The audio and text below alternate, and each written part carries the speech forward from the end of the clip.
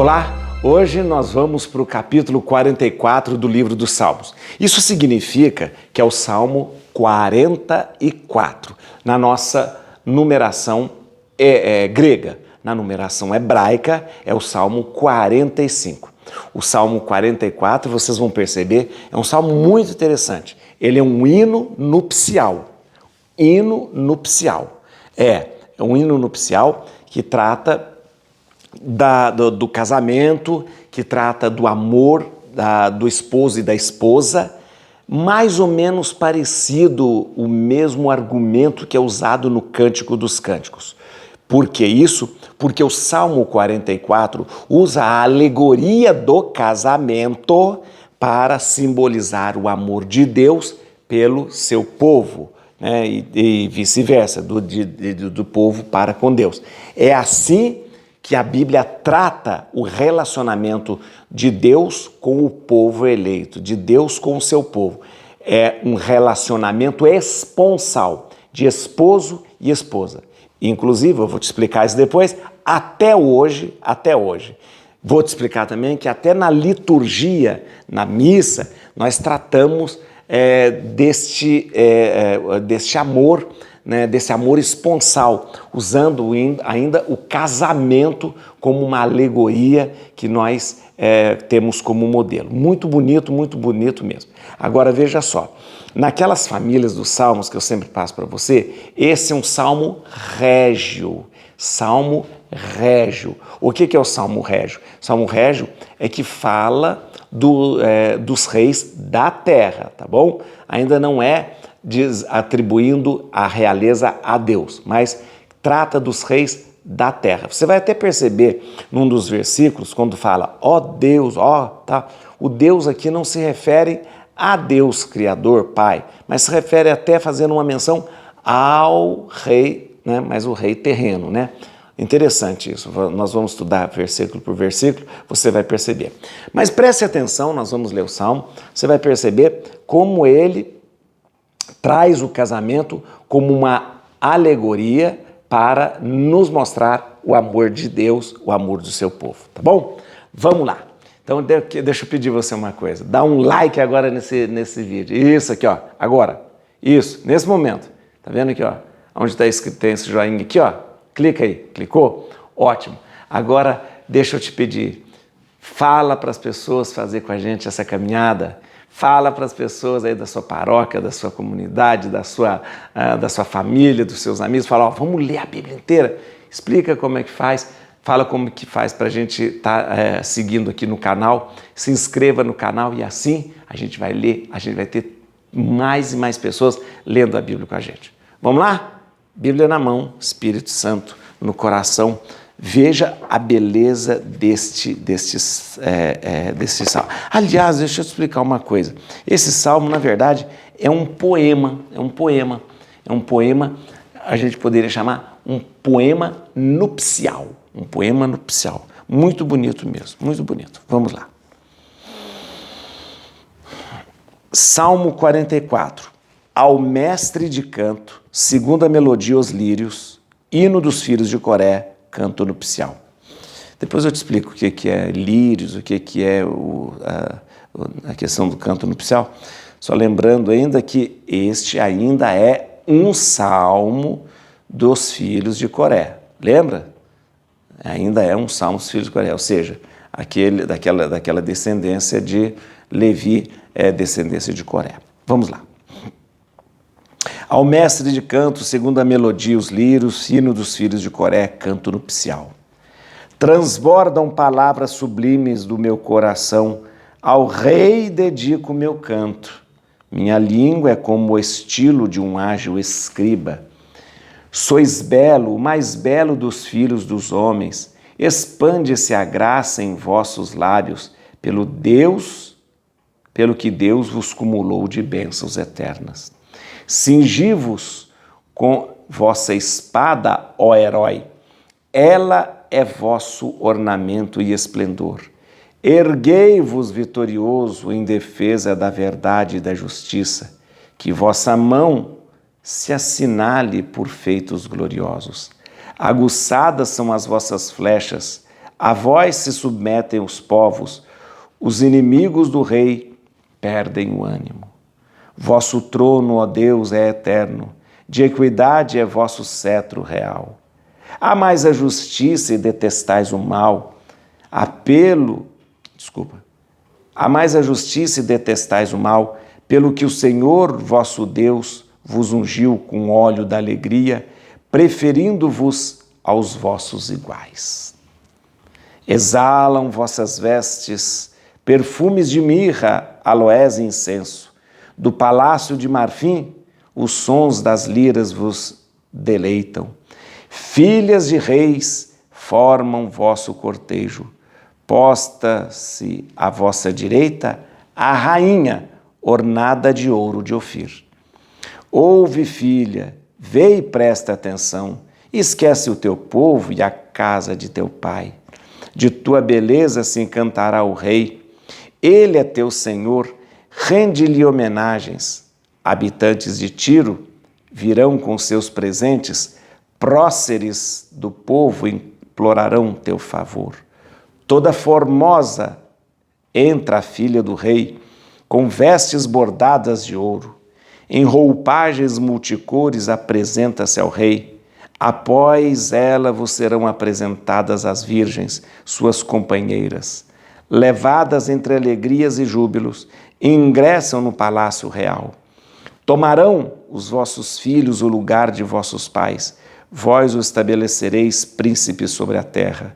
Celebrarei vosso nome através das gerações e os povos vos louvarão eternamente. Muito bem, vamos entender. Você viu que é um poema que relata um casamento.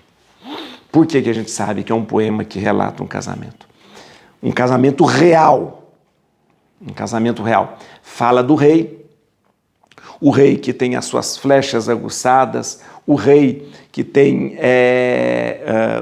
o seu reinado, o seu séquito, o rei que é justo, o rei que é bom, o rei que tem o trono eterno para sempre. E depois narra o momento da noiva preparada. Ouve, filha, presta atenção, esquece o teu povo e a casa paterna. Né? As filhas de reis formam o seu cortejo. Posta-se à direita a rainha, ornada de ouro de Ofir. Olha que interessante. Então, veja só que interessante isso. Prepara-se para um cortejo nupcial. Agora vamos explicar por que esse salmo ele é um hino nupcial e por que a Bíblia usa em vários momentos a linguagem de um casamento para representar o amor de Deus. Muito bem.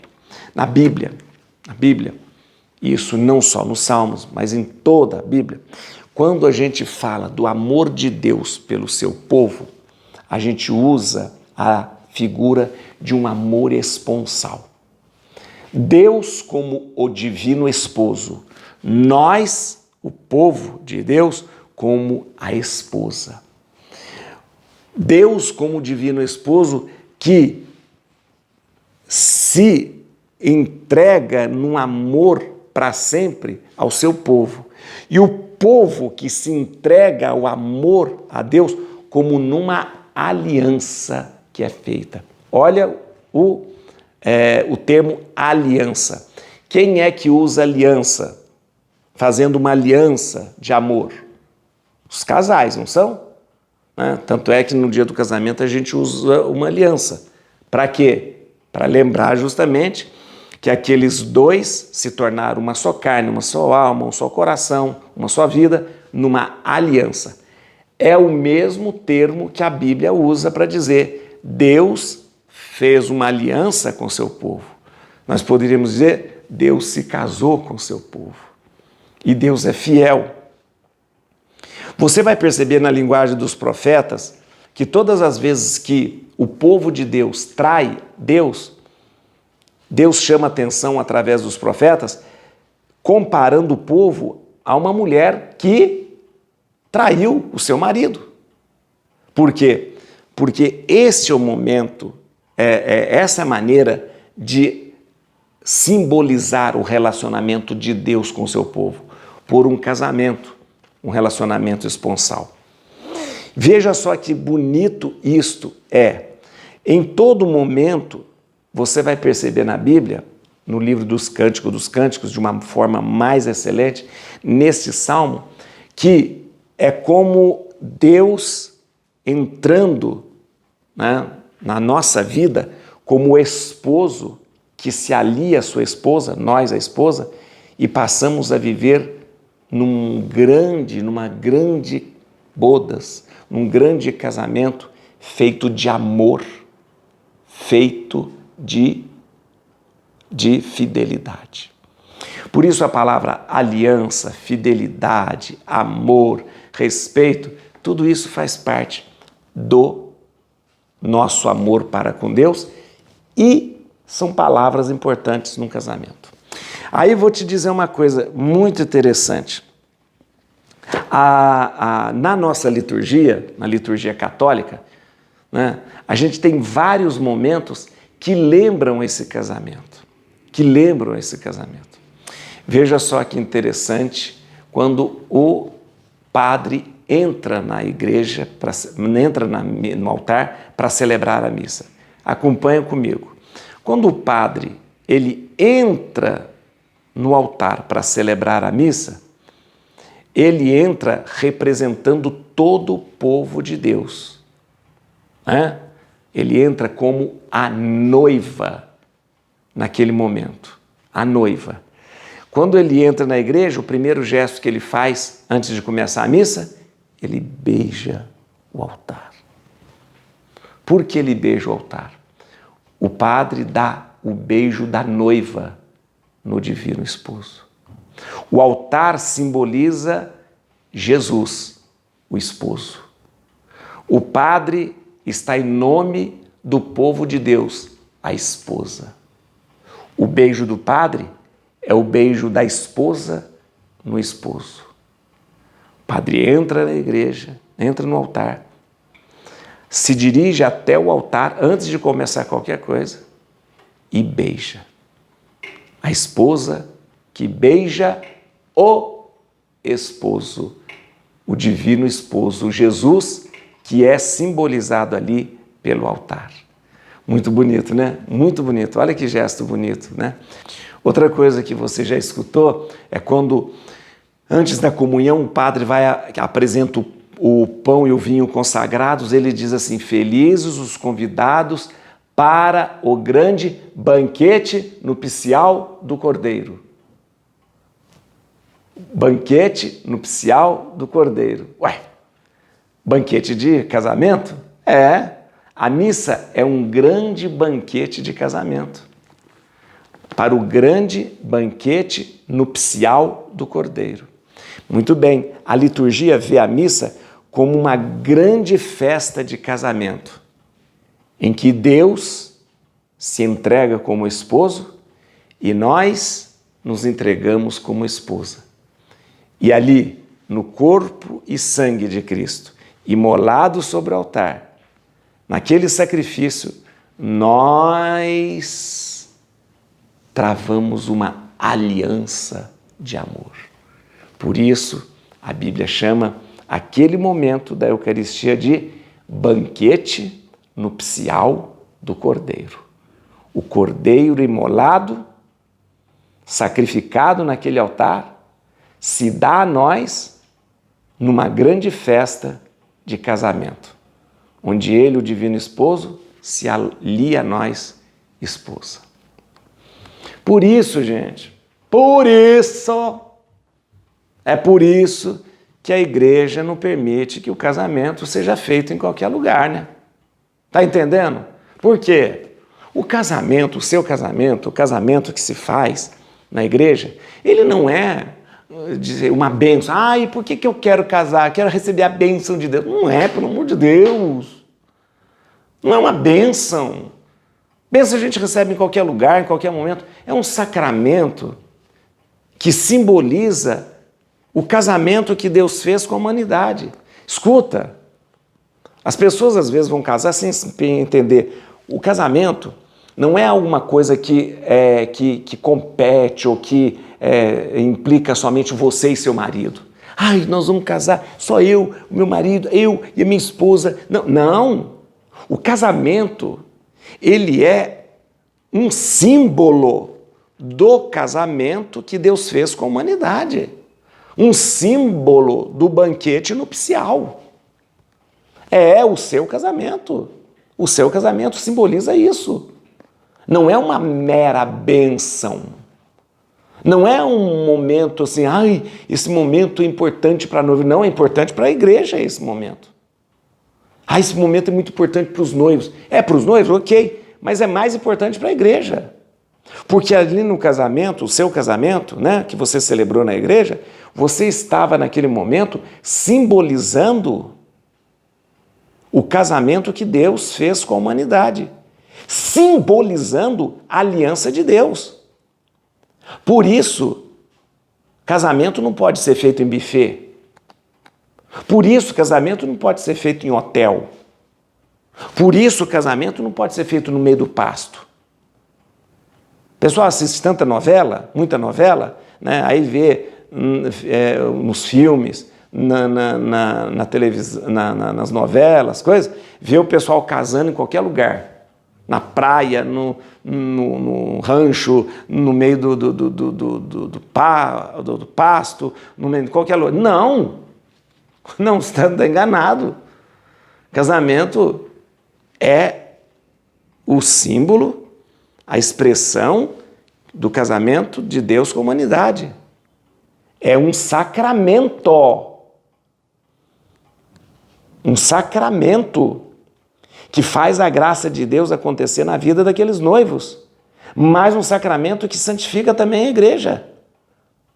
Porque naquele momento está acontecendo uma memória, uma recordação da aliança que Deus fez com a humanidade.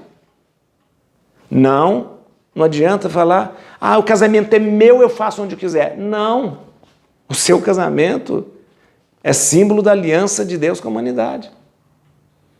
É feito diante do altar do sacrifício. É feito diante do altar onde se celebra o banquete nupcial do Cordeiro. O seu casamento, a sua festa de casamento, ela deve ser celebrada na frente, onde se realiza o banquete de casamento do Cordeiro. Por isso, gente, o casamento não é feito em qualquer lugar. Está entendendo? E você viu aqui nesse salmo, que bonito que é quando a gente olha para o rei, né, o noivo, que se prepara e vê toda a rainha ornada com ouro de Ofir. Nesse salmo, quem é o rei que está prestes a casar? É Deus. Quem é a rainha ornada com ouro de Ofir e tal, aquela coisa? A noiva. A igreja. Nós o povo. Isso. E ela vem em vestes de casamento, vestes nupciais, se encontrar com Deus. É assim que acontece. Bom, eu só trouxe essas atualizações litúrgicas para você, trouxe para você também para a gente crescer na nossa espiritualidade, né? A gente faz muitas coisas sem saber por quê, e aí as coisas vão perdendo sentido, tá bom? Vamos lá, vamos começar aqui a entender o versículo 1. Vamos lá. O versículo 1 fala assim: ao mestre de canto, significa que faz parte do inário do templo. Segundo a melodia, os lírios. Muito bem. Segundo a melodia, os lírios. Na verdade, há controvérsia. Tem estudiosos que falam que existia uma melodia chamada Os Lírios e eles cantavam com essa melodia. Já há outros estudiosos que dizem que lírios aqui seria uma espécie de instrumento musical. Então, na verdade, diz assim, é um salmo para ser cantado, acompanhado com um determinado instrumento musical que tem o nome de lírio. Então, os estudiosos eles divergem no que se refere a isso. Hino dos filhos de Coré, porque são atribuídos aqueles salmos aos filhos de Coré, a um grupo de salmistas que eram os cantores ali do templo. Canto nupcial porque é um poema nupcial. Um poema nupcial que narra um casamento, querendo simbolizar o casamento de Deus com a humanidade. Muito bem. Olha que interessante. Versículo 7. Versículo 7. 7. Vosso trono, ó Deus, é eterno, de equidade é vosso cetro real. Muito bem. Esse ó Deus aqui, ele está aplicando esse ó Deus e tal, ao rei que está casando, E olha que interessante, né? O Salmo fala do rei que está casando, né? Que está fazendo uma aliança com a sua esposa, e o Salmo lembra justamente que é uma figura de linguagem para nos mostrar que Deus está casando com a humanidade. E olha que interessante, Hebreus 1, 8, aplica este rei que está casando a Jesus como esposo. Vamos ver lá em Hebreus 1, 8. Espera aí, Hebreus 1, 8. Vamos abrir aqui, Hebreus 1, 8. Olha que interessante.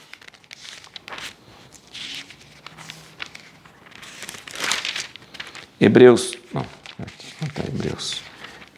1, 8. Ao passo que do Filho diz: o teu trono, ó Deus, subsiste para a eternidade. O cetro do teu reino é cetro de justiça. Amaste a justiça e odiaste a iniquidade. Então, na verdade, esse salmo que atribui, né, ao rei, né, naquele momento do casamento, o Hebreus lá na frente vai atribuir isso a Jesus. Outra coisa interessante, muito interessante, veja só aqui, versículo 10. Vem cá, 10. Filhas de reis formam vosso cortejo. Posta-se à vossa direita a rainha, ornada de ouro de Ofir. Ouve, ó filha, vê e presta atenção, esquece o trono da casa do teu pai. Olha aqui, filhas de reis formam o cortejo. O que é? Na figura de um casamento. São as filhas dos reis da região que vieram para o cortejo de casamento, né? À vossa direita está a rainha. Opa! Rainha. À vossa direita está a rainha. Muito bem. No momento que está esse termo está a rainha, no original hebraico, usa um termo babilônico que mais ou menos se refere, que se aplica à rainha mãe. Olha que interessante. Então, é um termo muito interessante para a gente anotar. Olha, a vossa... Como que é? Filhas de reis formam o vosso cortejo. Então, imagina um casamento. A moça está lá, a noiva está aqui, e aí as filhas dos reis vão fazer o cortejo. Está lá o rei que vai casar, na alegoria do casamento é Deus. Está aqui a rainha, a moça, a noiva que vai casar. Na alegoria do casamento é o povo. Mas à direita está quem? A rainha. A rainha. Como eu disse, quando a gente vai ler no original, o termo para essa rainha é o termo que se usa, um termo babilônico que se usa para rainha mãe. Quem é a rainha mãe? Então, fala sim de Nossa Senhora. Fala sim de Nossa Senhora. O Salmo lá atrás já traz nesta alegoria do casamento. Na alegoria do casamento. A figura da rainha-mãe é uma figura muito especial. E geralmente ela ficava à direita do rei. Você sabe, né? Os reis, quando eles tinham a rainha-mãe, que ele descendia de algum reino e ele estava a rainha-mãe sempre ficava do lado direito. O Salmo conta pra gente, nessa alegoria do casamento, o rei está ali, como o divino esposo, Deus que vai se casar. O povo está aqui, com uma noiva que se prepara, com um cortejo, mas à direita do rei está quem? A rainha-mãe. Essa menção, a liturgia tem visto desde então, como Maria, Nossa Senhora. Que nesta alegoria do casamento, nessa união esponsal, o povo como noiva, que se casa com Deus como noiva, olha que bonito isso, você tem ali a presença maternal da Mãe de Deus. É muito bonito, gente, muito bonito.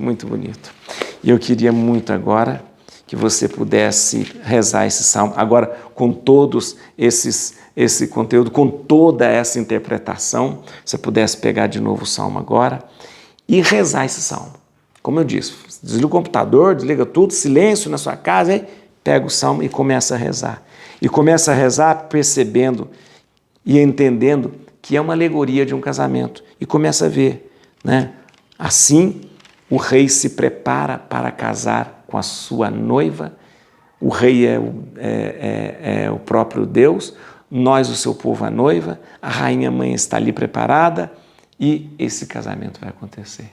E não esqueça que você tem um tesouro inestimável. Todas as vezes que você participa da missa, você participa de um banquete nupcial do Cordeiro. Cordeiro imolado, sacrificado, faz conosco uma aliança de amor. Não esqueça disso. E não esqueça como o seu casamento ele é importante para a igreja. Como o seu casamento é importante para Deus. Porque o seu casamento o seu casamento, ali, como sacramento, simboliza o amor de Deus pela humanidade. A palavra que vai iluminar o seu dia hoje, o seu coração. Celebrarei vosso nome através das gerações, e os povos vos louvarão eternamente. Celebrarei o vosso nome através das gerações, e os povos vos louvarão eternamente. Et crucem Domini, fugit partes adversa, vite teleu de tribiuda, radiges Davidi. Aleluia.